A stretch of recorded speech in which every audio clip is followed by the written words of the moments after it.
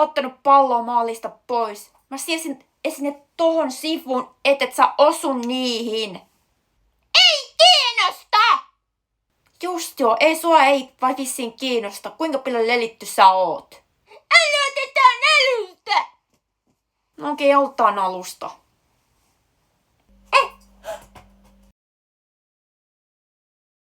Emilia, sä otit pallon maalista pois! Aija! En oo ottanut palloa maalista pois. Se osui tohon, niin siksi ei mennyt maaliin. Mä kerron äitille. Äiti! Älä mene kantele äitille musta, ihan turha. Äiti! Kantele äitille musta ihan turhaa, en mä oo tehnyt mitään. Mitä täällä tapahtuu? Emilia otti pallon maalista pois! Katina, en oo ottanut mun palloa maalista pois. Mene, lopeta kantelu! Pilalle lelitty kantelupukki! Vitu riittää, lopettakaa tappelu! Kantelupukki! Tästä aloin hatana.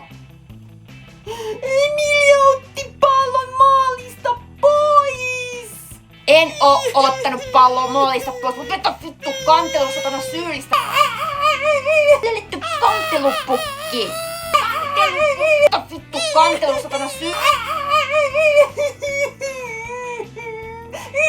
Nyt saa riittää! Kimi, sinä tulet minun kanssani olohuoneeseen! Vitun pilalle hemmoteltu kakara. Aina mua syyttämässä. Kaikki on aina mun syytä. Kaiken näköistä. Siis Herran Jumala, kun te tappelette. Emilia otti pallon maalista pois. Oikeesti, miksi te synnytte mulle pikkuveljen? Emilia, nyt hiljaa siellä! Joo. Jumalauta teitä kakaroita! Tyymä Emilia!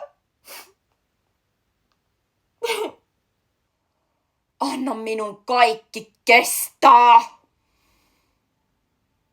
Puing, puing, puing.